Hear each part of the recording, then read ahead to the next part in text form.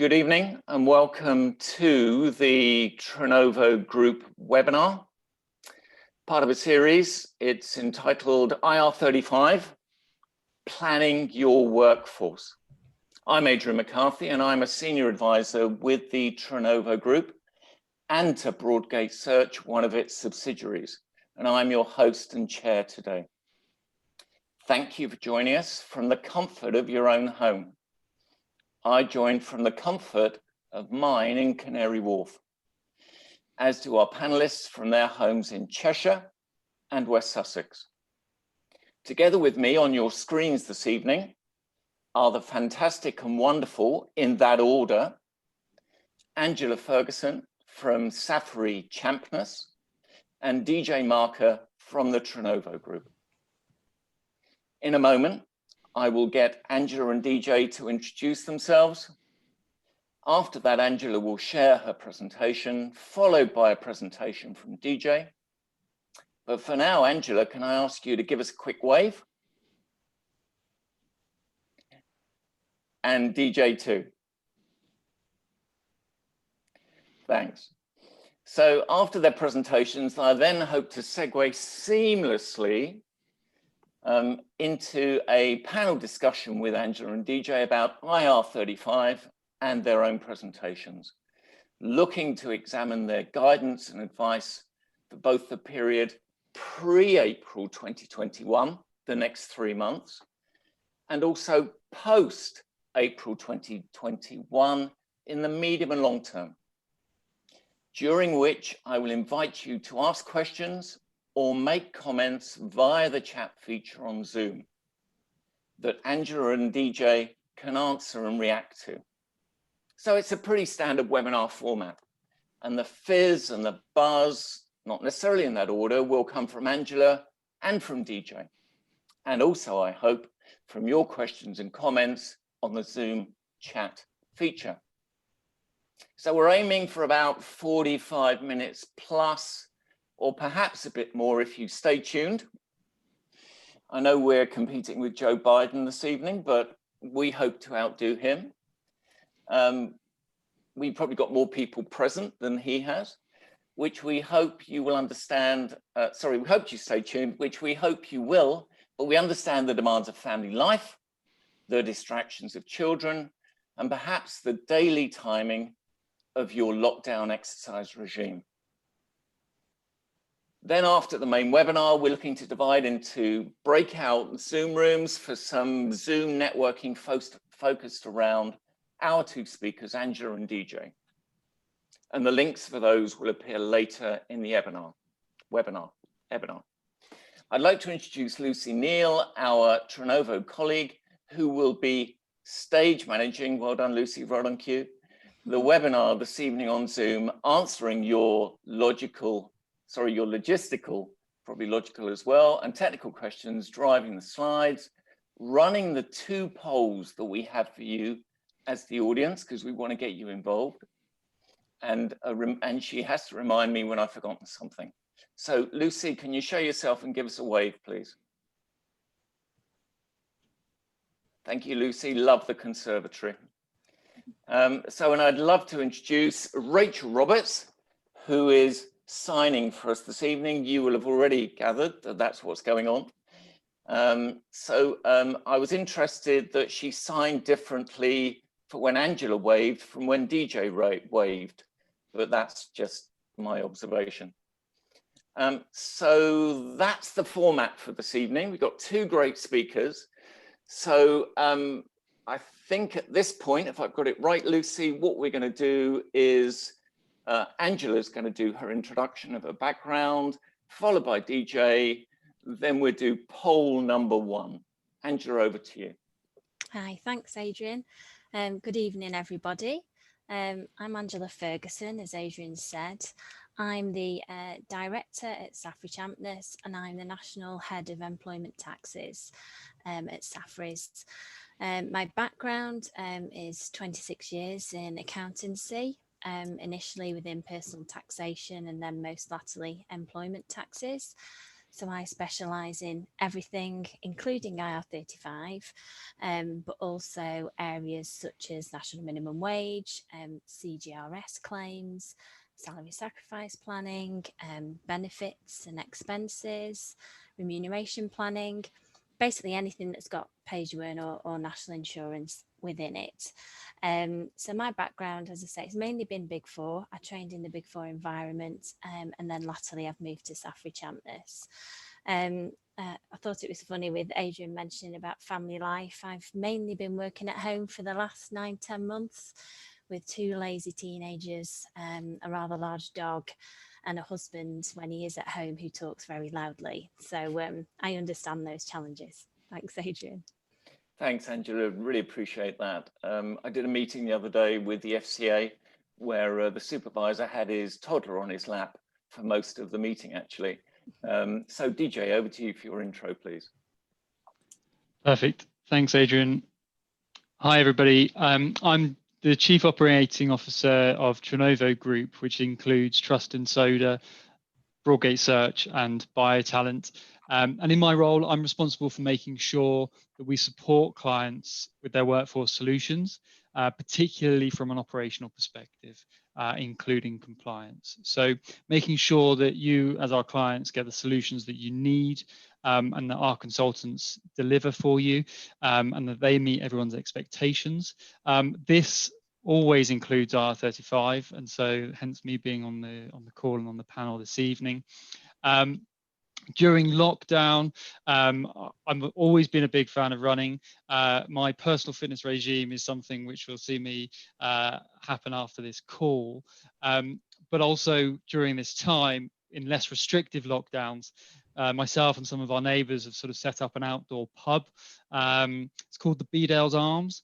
Everybody's welcome when we're allowed to. It's where 3 of our gardens meet, and we can cheers from a distance. So I think you can tell what I'm most looking forward to when we get out of the more restrictive lockdowns that we're in at the moment. So. Running with a beer in your hand. Running with a beer, absolutely.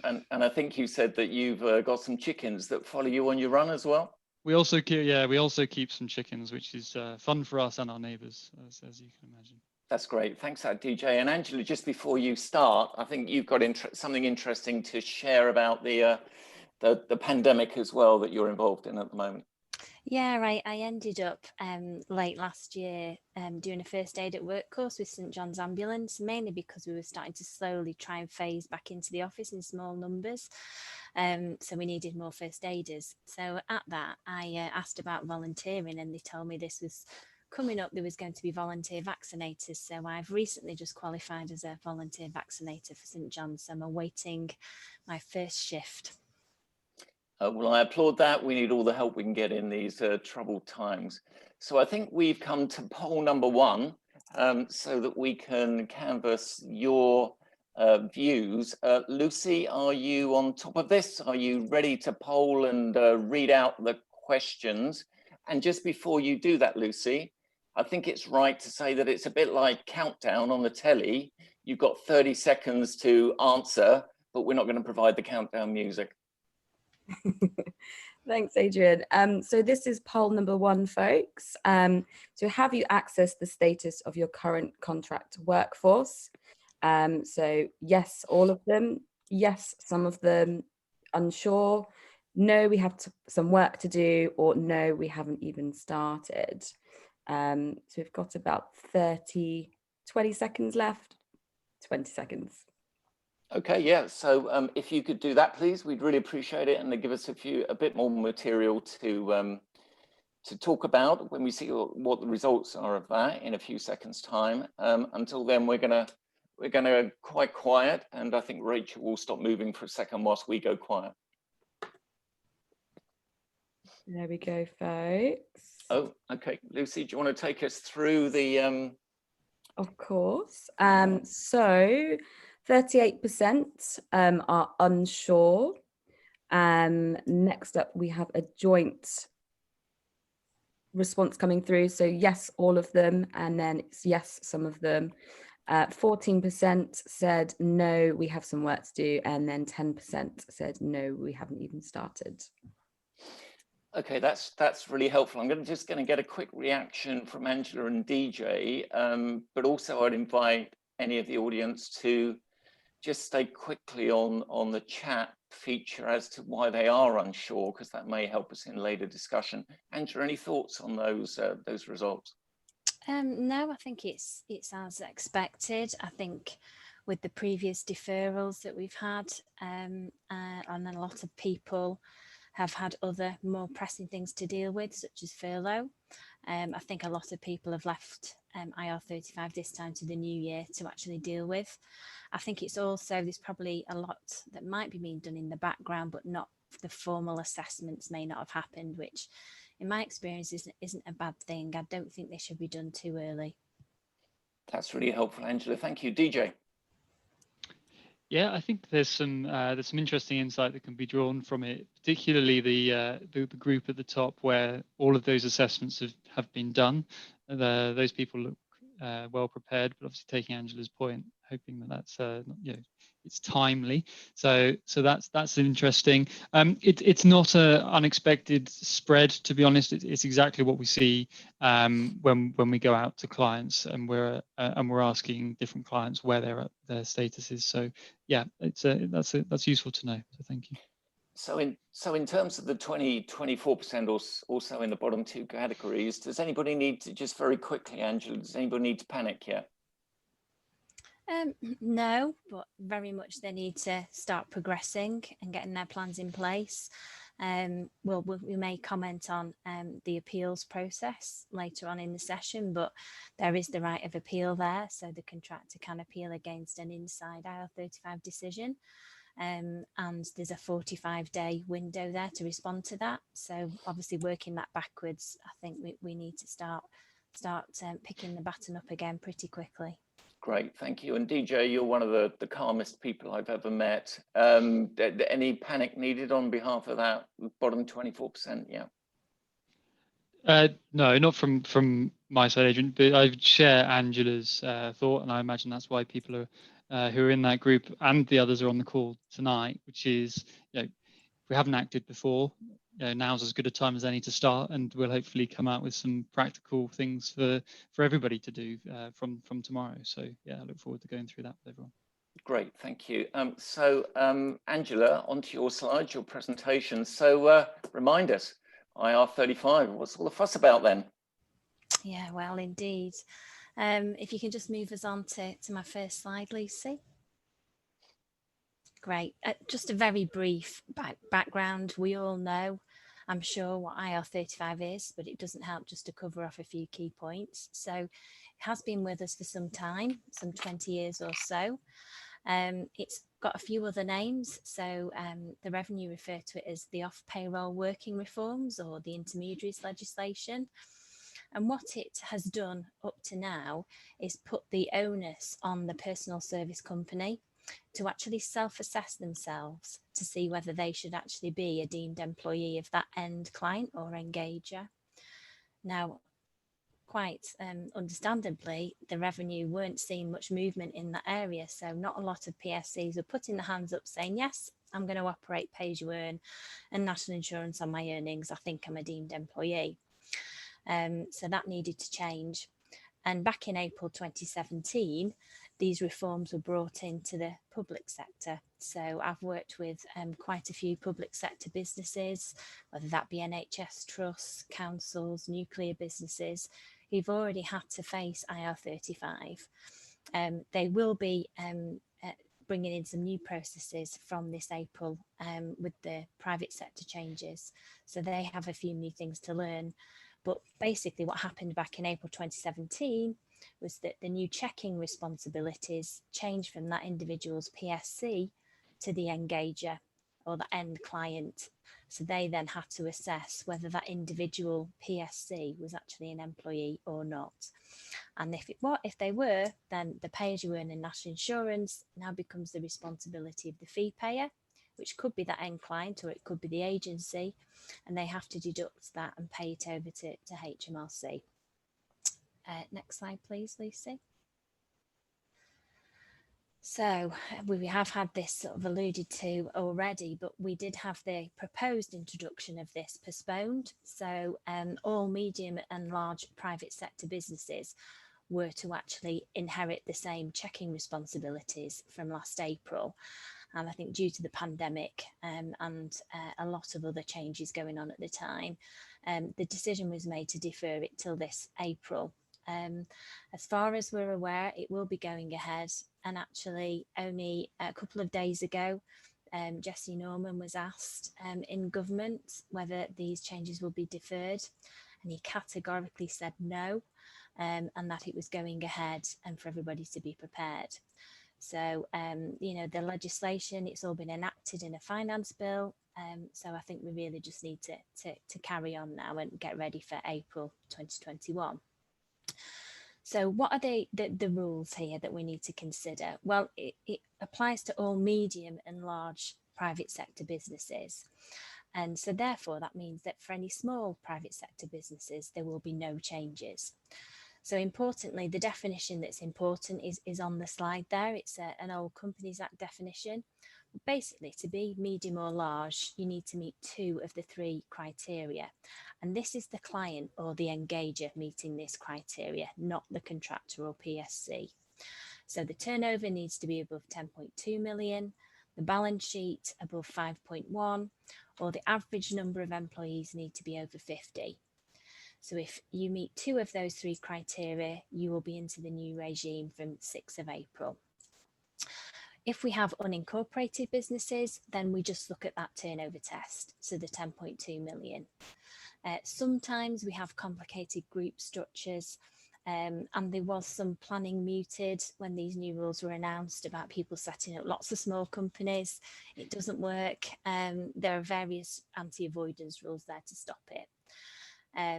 So as I mentioned, all small businesses, they will be out, private sector businesses will be outside of this regime if they engage contractors. So what that means is that the personal service company will carry on as they have been doing already and self-assess themselves. So the risk of Ir35 remains with the PSC for where we've got a small engager involved. Next slide, please, Lucy. So just to sort of touch upon, well, how does that change? What about if we have a small business that then becomes medium or large? Do we have to operate IR35 overnight? Well, no, there are some relaxations with that. So where we're looking at the simplified test, which is the turnover test for unincorporated businesses, then IR35 won't kick in until the start of the tax year, which follows the calendar year, where you've then breached 2 of those 3 thresholds we mentioned on the previous slide. So that's the 10.2 million turnover. Sorry, it's just the turnover test on this slide. Apologies. So as soon as you hit 10.2 million, for example, as the slide states, if that was the calendar year to 31st of December 2021, then from the tax year 2022 to 2023, so from the 6th of April 2022, you need to start considering IR35. The next slide will then just talk around where we've got incorporated businesses. So this is where the 2 of the 3 tests are met. So 10.2 million turnover, 5.1 million balance sheet, or more than 50 employees. You actually get an extra year here. So as you can see, in that the third line down, from the 1st of the 7th, 2022, from that filing date, those limits have been breached. But you do not actually have to operate IR35 from the tax year following it. You actually get a second year. So the revenue want to make sure that you're within the regime. So they wait till that second year, and then you, as you will see, you apply the IR35 rules from the 6th of April 2024. Next slide, please. Thank you. So what exactly it will be changing here? So the engager or the end client will actually have fee payer responsibilities until they pass on what we call a status determination statement, or an SDS for short.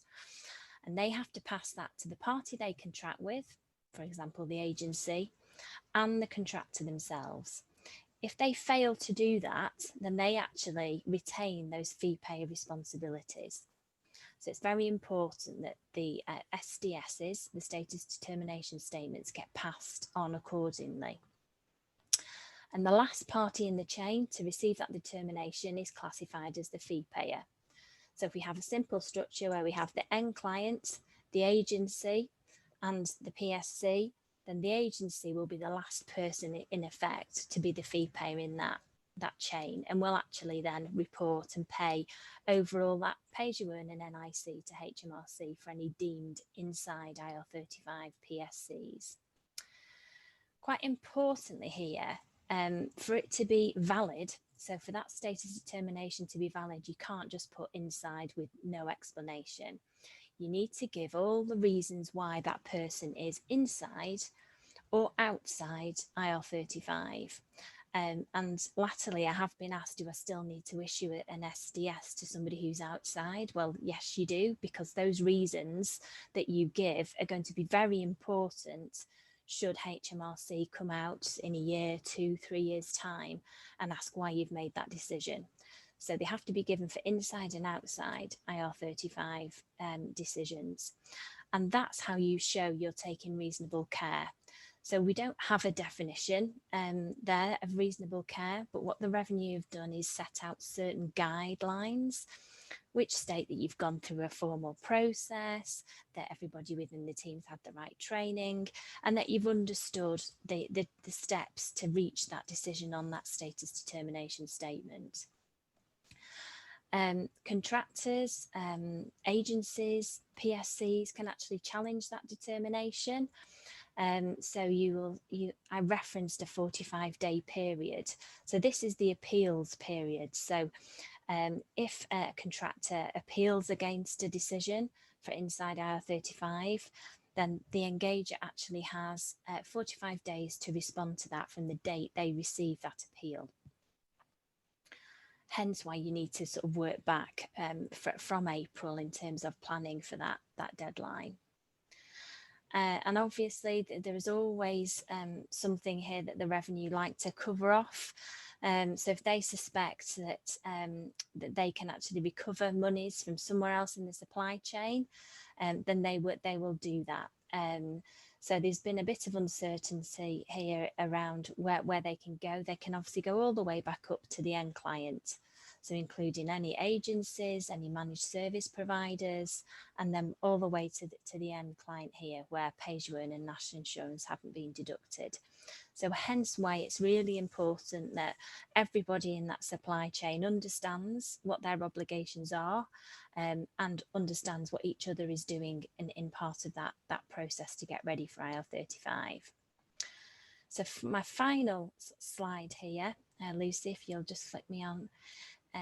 This one is really the key employment status tests, and these are your status determination statement reasons. So we've had employment status for a number of years. It's been with us a long time.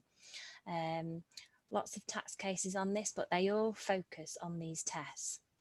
And the top 3 or 4, I would say, are the most important ones to focus on. So I'll just run through this list and give you a couple of examples of what I've been discussing with clients.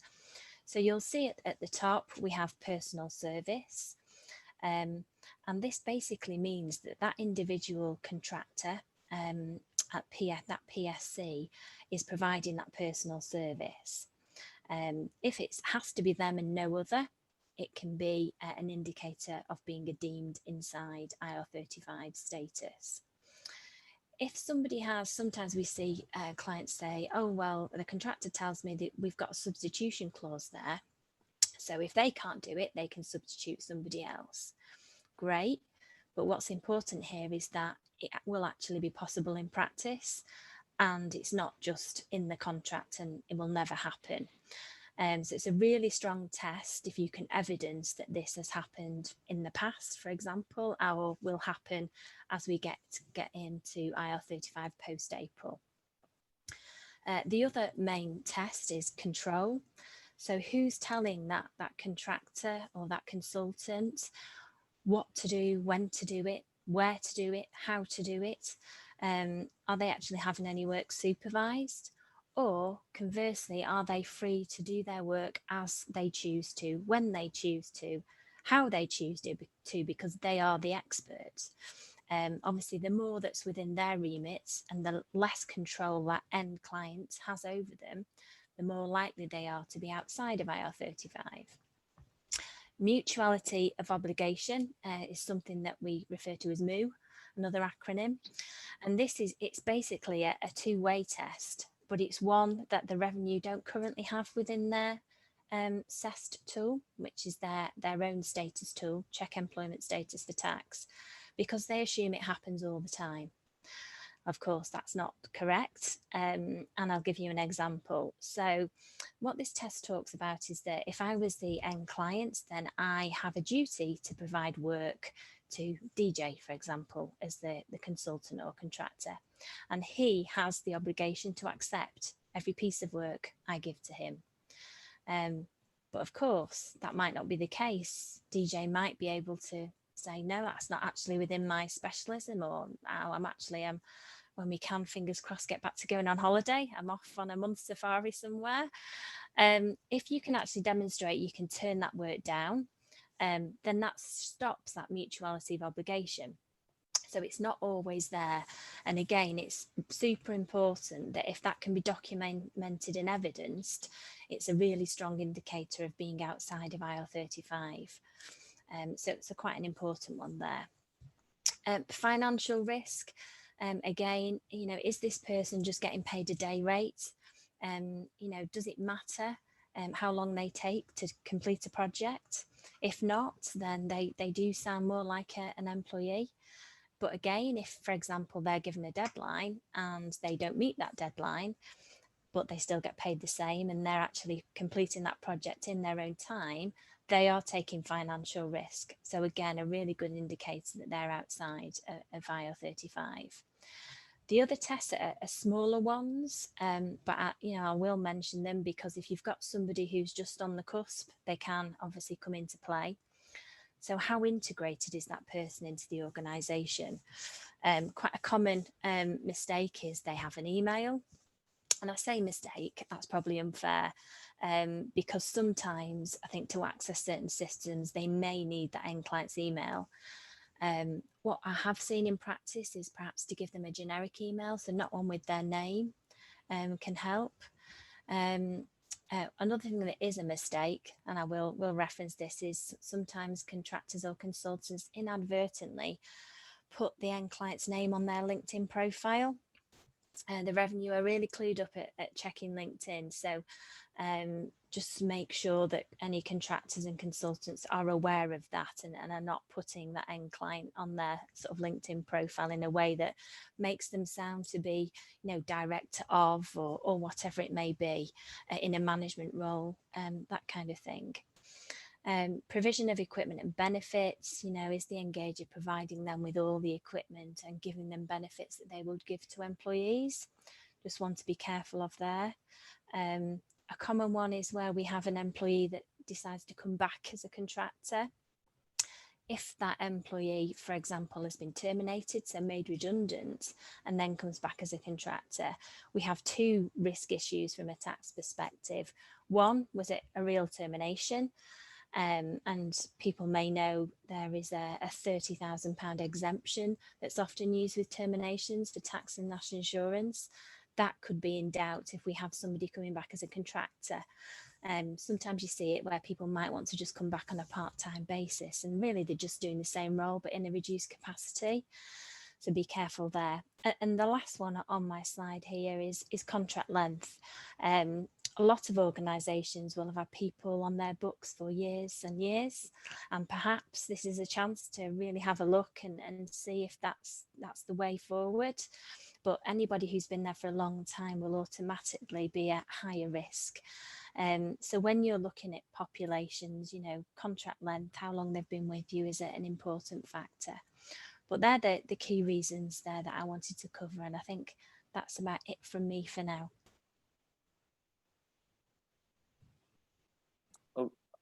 I'll probably have to pay a fine there. I forgot to unmute myself, sorry. So Angela, that was incredibly clear. Great explanation over a relatively short space of time. We can discuss it in the Q&A in the middle. Just before I come on to you, DJ, you talked about Jesse Norman and Angela, about it definitely going ahead. You don't suspect that's one of the government's famous U-turns, do you? Or is it definitely going ahead? Well, if you asked me last year, I would have said, no, it's definitely going ahead. It's never going to change. And then it obviously did. So I will never say never. Yeah. You know, we don't know what the next sort of couple of months are going to bring, but we can't do nothing. There's a lot to be done.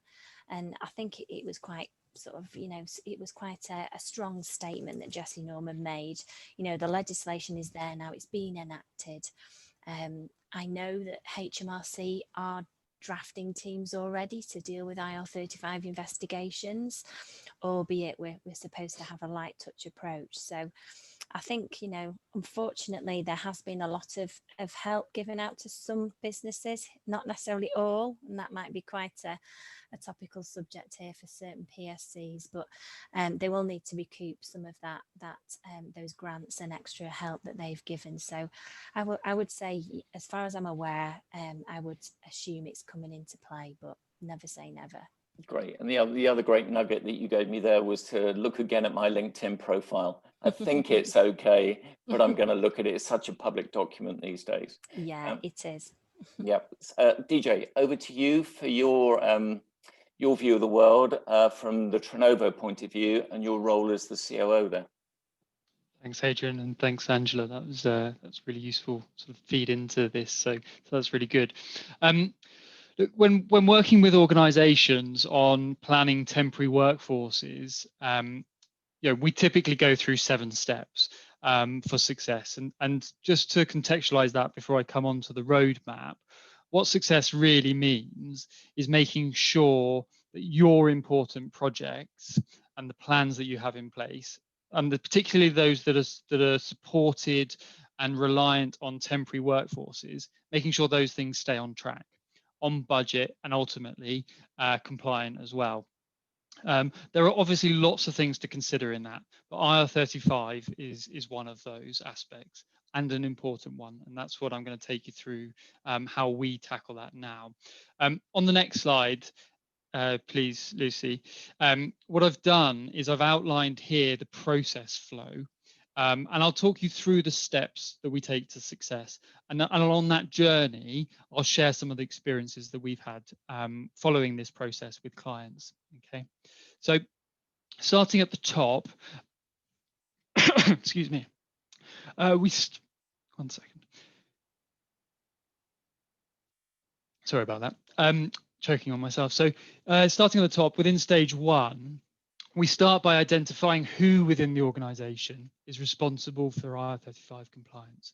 And this really helps us know and understand how to go through the rest of the process. Make sure your stakeholders are involved correctly, happy with the process, and ultimately the outcomes that come out at the end.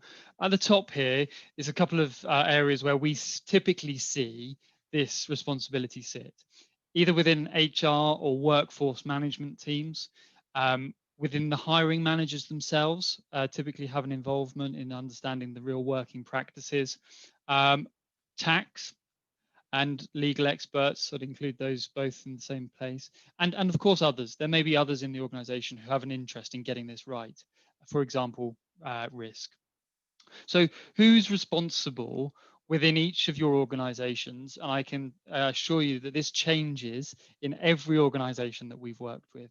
And ultimately, like any new process, really the person or the function that need to be responsible have to be those who can make sure this is managed efficiently and delivered compliantly, but importantly, within the structures of your organization. And that's why it really is unique. It's important to think about who it is, but also how they interact with the other stakeholders, ourselves included. So once we've identified that in stage 1, we then move on to stage 2. Okay, and there are 2 areas of focus here. One which is particularly poignant at the moment, which is the one on the left-hand side, which is, do we have current engagements running beyond the 5th of April this year? And secondly, do we have new engagements which are going to start and haven't yet started?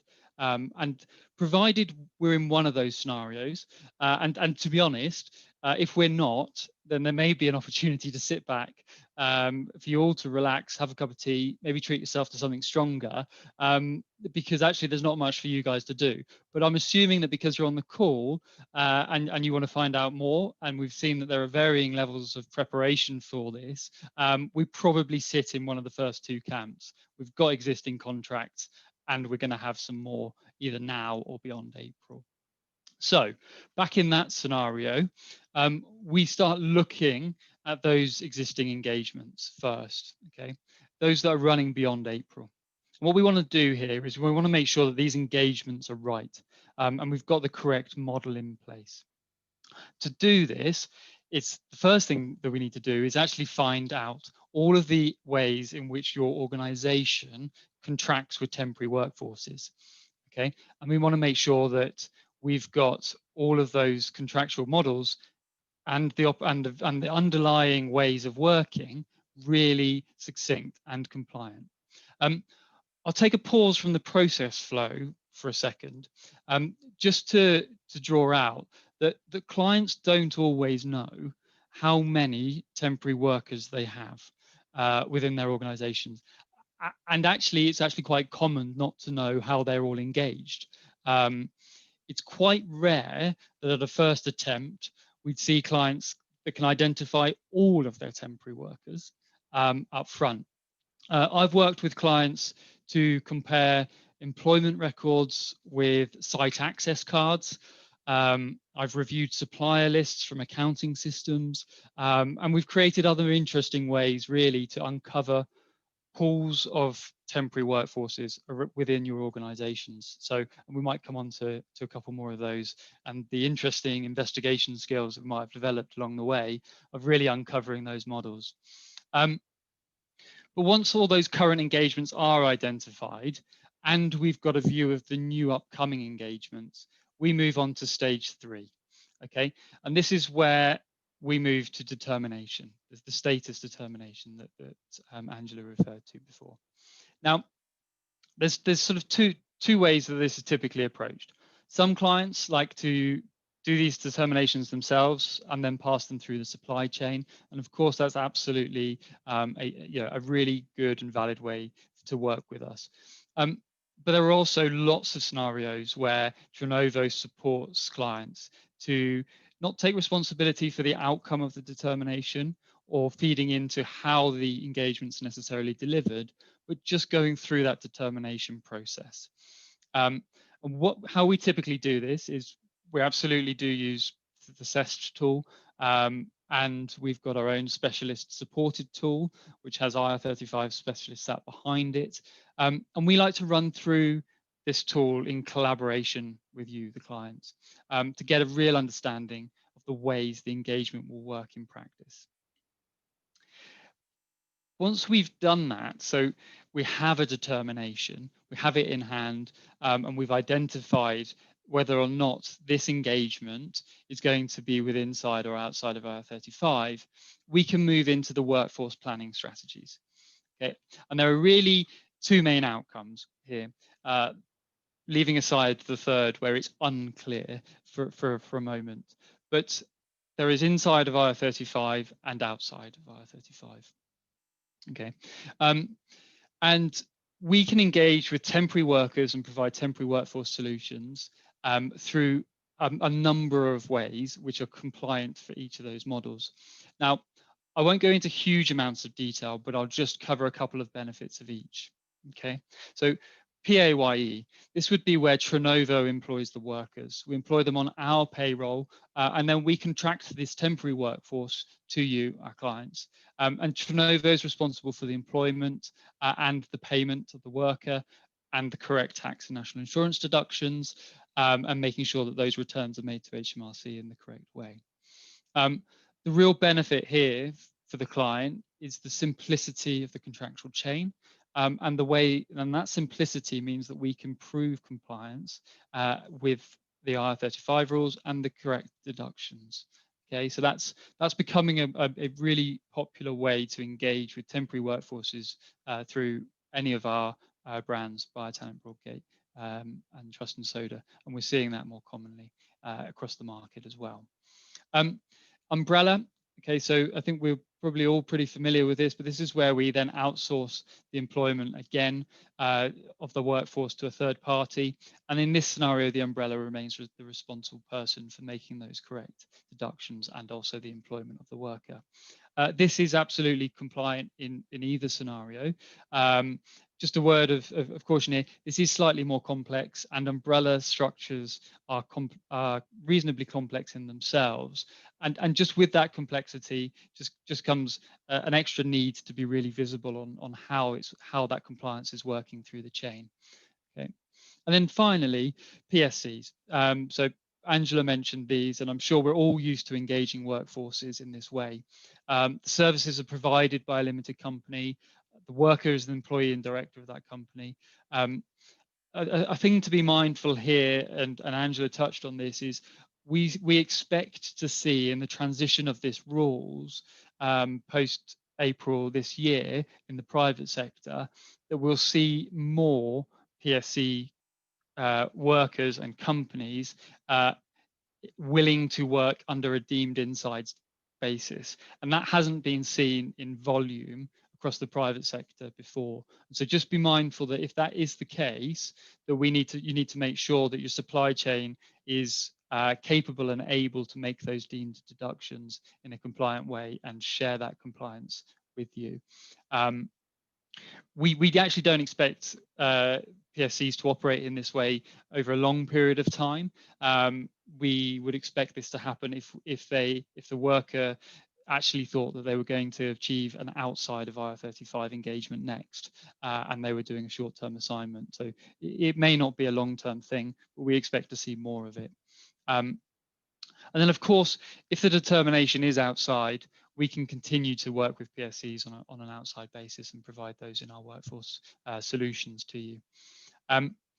Once we've decided the determination and the engagement model that we need to operate in, we then move on to communicating that, and that's in terms of the determination and the engagement model in which you, the client, the end user, wishes to attract and retain workforce solutions.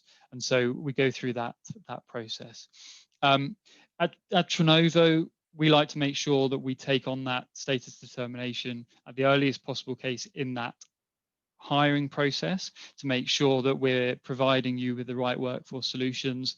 It avoids some challenges with miscommunication and misunderstanding of what's expected further down the line. So we typically get that up front, but that will be for you to decide how you give those determinations to your supply chain. Moving on to stage 6. So stage 6 is included, obviously, as Angela mentioned, and Angela has a lot more experience of this in terms of that appeals process, and making sure that you can manage that process throughout the supply chain. I'm sure we'll probably discuss this a little bit more on the panel later. But finally, with the determination in hand, with our engagement model structured in the way that we think is compliant for this particular engagement, and the communication with the supply chain done, we look to operationalize this. If it's around existing arrangements, that might include ending inappropriate engagements and making sure that we structure new compliant arrangements that meet the way of working, managing appeals, but ultimately making sure that if there is any fallout in this, particularly in this transition part, that we're there to make sure that we keep your workforce in place, and in order to keep those all important projects really on track. And all of that together effectively completes the 7-stage process, and gets us to a position of compliant but also productive workforces for our projects. So that's how we typically support clients through that process. And to your point earlier, Adrian, around am I so laid back that I'm lying down, and is there a chance to really do something? I mean, ultimately, if tomorrow we started with stage 1, all of this is completely possible before the 5th of April, and it can be used on an ongoing basis as well. So yeah, we're in a good place if we're starting now. Thank you very much, DJ. Again, exceedingly clear. Thank you. Really appreciate that. So what we're going to do is take poll number 2 in a couple of minutes. But we have our first question, which I think may be directed at you, Angela, which is as follows. Please, can you clarify what is acceptable to include in LinkedIn profile for a contractor? If clearly state freelance against end client entry, is this acceptable? Yeah, great question. And it's obviously what I was alluding to earlier. I think that's the second part of that is the key point there, clearly stating that you're freelance. Where I've seen it go wrong is that people are stating your typical employed roles. So to give an example, I work quite a lot in the sports sector, and a rugby club had an independent ex-player who was giving lots of advice and helping sell the hospitality. He was engaged via a personal service company, but on LinkedIn it was sales director at so-and-so rugby club. So it's just trying to not obviously put anything that could link you to be integral to that organization, being an employee. So yeah, clearly stating that you're freelance, listing your clients will be important. Just make sure it's clear it's project work, it's project specific, and then you're going on to your next project. I think that's important. Thank you very much for that answer, Angela. So Lucy, get ready, but not quite yet, but do come on screen in your conservatory. So just to remind you that we've got about 15 minutes to go. So if you want to join DJ and Angela in the Zoom breakout afterwards for a more network type conversation, rather than putting your questions on the chat feature, you're very welcome to do that. But I think it's time for the poll now. Lucy, over to you. Your moment of your second moment of fame. Thank you, Adrian. Cool. So the next poll question that we have, folks, is how prepared do you feel for the upcoming IR35 reforms? So we have unprepared, somewhat prepared, or well prepared. I can't see that on my screen, Lucy, whereas I could the previous one. Is it up there? Can people see? Oh, there it is. Yep, I can see it. Do you want to read it again, please, Lucy? Of course, yep. So how prepared do you feel for the upcoming IR35 reforms? So it's either unprepared, somewhat prepared, or well prepared. Okay, so we'll start the countdown music and give you 30 seconds and off you go whilst we talk amongst ourselves very, very quickly.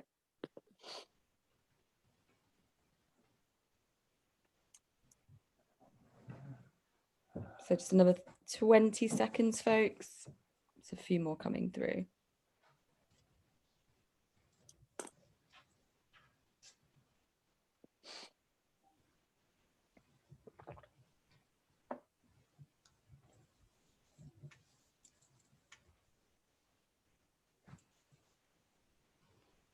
How's it looking, Lucy? Yeah, I think that's our time up. So our results are through. So how prepared do you feel for the upcoming IR35 reforms? 75% of the audience said somewhat prepared. 15% said well prepared, and 10% said unprepared. Thank you for that, Lucy. Angela, does that look right compared to your clients? Yeah, because hopefully a lot of people will have got ready for last April. It was quite a late call, and I actually had quite a few clients who were a little bit frustrated that it did actually move in the end, because they'd had to bring in new technology and new systems to cope with it. So yeah, I think probably people have been prepared, but maybe need to refresh their memories a bit, and in terms of the actual technical guidance here, because they might not have picked that back up since last year. but no, that seems about right to me. And is the technical guidance pretty much the same as it was last year? It's just moved on a year for the obvious reason. Yeah, I mean, not to get too techie, there's been a few tweaks and changes. There was a little bit of confusion that was around the use of an umbrella, which caused a few people to panic, but that's now been rectified. There's always more notes and technical guidance put there in the revenues manuals. So there's been nothing major, nothing fundamental that's changed from last year, but of course we all deal with other things, and I don't know if anybody else is like me. You know, I forget what I've done a few days ago, never mind 9 months ago. So it's always good to have that refresher. And as DJ mentioned, you know, who deals with IR35? Well, quite often it can be a combination, can't it, of HR, you know, payroll, finance. So getting that team back together and having a refresher training session is probably a great idea. Thank you, It can sometimes come as a surprise to some areas of the organization as well, I think, in terms of that, who's responsible. I've definitely sat in meetings before where it's been thrown at a tax expert because it's, you know, an employment tax related legislation, but actually they're sort of what do I do with it? How do I, you know, it's a real moving beast for them. So yeah, it's about reducing that surprise, I think, and planning together. So. And DJ, have you seen different approaches from different clients this time round? You know, we're another year on, we're another year wiser. Yeah, absolutely. So we're seeing a number of clients, and this might be linked to the appeals process potentially, but we're seeing a number of clients that are really being quite prescriptive around the engagement models that they would like to engage workforces through. For example, PAYE, or, you know, being quite prescriptive around using a statement of work arrangement and putting in place real and meaningful statement of works this time around, rather than just contractual arrangements. And we're seeing quite we're seeing that happen, and that could well, without any mention actually around IR35 being used in the decision of those models. It might be interesting, and I'd be interested in Angela's view around whether that is potentially to move around an appeals process if they haven't necessarily made the decision on how they will engage. Using IR35 is that a way of navigating that particular area of it?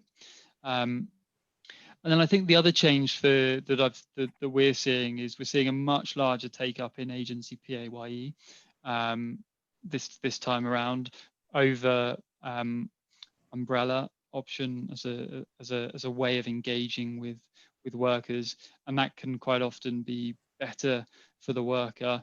And maintain that compliance from an IR35 perspective, and that's so that we're seeing that. And I mentioned statement of work, but I think it is worth just sort of really enforcing that we're seeing sort of true deliverables being brought to the table and being structured, and those projects being delivered in a way that would be you know, really perceived in reality as a statement of work, rather than some things which we've seen over many years now of really what is just a piece of paper that says statement of work. So those are the biggest changes I think we've seen over the last year and this time around. Great, thanks, DJ. Angela, you responded to Will Bradley. And I admire your multitasking. That's beyond I know, me. But I panicked then because then DJ mentioned my name. I thought, oh, I'm not listening. But you've got was it 2 teenagers, a husband, and they're all band downstairs. That's why I'm upstairs. Yeah, so you have to multitask. So could you just kind of pick up on that point in your answer from Will? Yeah, of course. So Will just asked around whether there is anticipation that it was going to be likely that fixed term contract roles with higher salaries would be used to attract the best talent, whilst offsetting obviously an inside IR35 sort of position. And my answer to Will was yes, for key people. I'm certainly seeing end clients offer, you know, those higher salaries to counteract any loss of an inside IR35 decision, but it is for those key contractors. It's certainly, I think some people probably expected a couple of years ago that this might be more common than it is. I think the difference is here, obviously, that we've had the public sector and the private sector not operating on level playing fields. So perhaps there was a shift from public to private sector work, but everybody is now going to be on a level playing field, so they can't use that argument. So I definitely think it is, you know, it's for ticking the IR35 box. It's ensuring that pay as you earn and national insurance is being paid over. And then if they really are a key contractor to the business, then the end client will probably be prepared to pay the extra. Thank you, Angela. I mean, we've got about 5 minutes left of this section. People who know me will know I'm a bit of a stickler for time. And I think we can take it into the breakout room at 7. So those of you who are here until 7, I know you have busy lives. I'm going to ask one more question to Angela and then one more to DJ. So the one that interested me was really about this question of reasonable care, Angela. And you talked about the attitude and what the HMRC are doing at the moment. So could you just enlarge on that idea of reasonable care a bit more on a practical basis? Yeah, of course. I think basically it's not just, it's not these blanket assessments. You know, we can look at roles and we can make an initial call on whether we think certain roles are inside or outside of IR35. But then we do need to look at the individuals as well. Is there anything different that person is doing than everybody else? So, you know, we all heard those stories of some of the big banks making these big blanket assessments. I don't believe that that's taking reasonable care. There's been some comments around certain decisions being made without a lot of research being done, and I think that's really the important point. Is if you do engage a lot of contractors, you need to have the right team on board. They all need to have the knowledge to make those decisions. If you're doing the status determination statement yourself in particular, or if not, then you use other expertise, whether it's obviously Trinnovo's CEST equivalent, or whether it's reaching out to accountants like myself for specialist advice in specific circumstances. And I also think that appeals process is really important. So reasonable care in that process, I would always suggest that whoever is looking at that appeal is not the person who's actually prepared the DS in the first place. So this could come in here if you have HR and finance, you know, if we have an independent person there who can actually be part of that. I think it's really important because it shows objectiveness and that a process has been followed. So it's being prepared, it's making sure that things are written down and that are evidenced and the right documentation is there to support whatever decisions that are being made. That's great, Angela. Thank you. I mean, the concept of 4 eyes is that you get 4 eyes looking at a document, so you get good review is a key one. Just finally for you, DJ, and you may need to give a shorter rather than a longer answer. I'm sorry for that. And it's a bit of a bee in my bonnet because I've got an insurance background and a legal background. So there's a lot of talk about IR35 insurance. Do these products exist? And how do you see the process risks being covered by existing policies? Yeah, sure. So I'll keep it short. So I think in brief, when there are changes like this, there is always a rush for a new insurance product to cover the risk. And there definitely are some, you know, on the market today. I think it's fair to say we haven't seen you know, legal cases go through the courts yet to see where those investigations, fines, penalties, etc., are going to sit. So I would suggest probably the best place to start is first of all asking your suppliers to confirm their in detail their level of professional indemnity cover, legal expenses cover, and things which could help in the process if something came up. and they will certainly support in any challenge or any support that they're giving you through that determination process. But ultimately, an insurance policy is only ever as good as the process that's put in place and how well you follow it behind it. So I'd encourage everyone to invest the time up front to get it right first time round, rather than rush to an insurance policy and hope to rely on it down the line. It would be my recommendation. And I would add that as a previous insurance claims director, there is a propensity to try not to cover claims if you can avoid it, because sometimes it seems like a good thing to do. So we're at 7 o'clock now. DJ Angela, thank you, and also to Rachel and to Lucy. I think we're all going to be going into the networking session at 7. There's about 35 of you still on at the moment. Thank you for staying with us. If you're not carrying on to the networking session, when hopefully we can actually see what you look like, and we can have a good networking debate there. So I'll just double check with DJ or Angela if you want to say any very quick closing remarks in this session. Otherwise, we'll end this session and move to the breakout session. DJ. No, just to say thank you to everyone who's joined us. Hope to see you for a discussion afterwards. But obviously, if you want to pick up on anything which we've gone through and some practical steps from tomorrow, then we're definitely here to support that. So. And Angela. Yeah, absolutely the same. Thanks everybody for your time and listening to us, and we're here ready to help with any of those funny cases that you may have, because unfortunately there seems to be a few out there. Okay, thank you. So we'll leave this session, end this session, and we'll see you very soon on the networking. Thank you.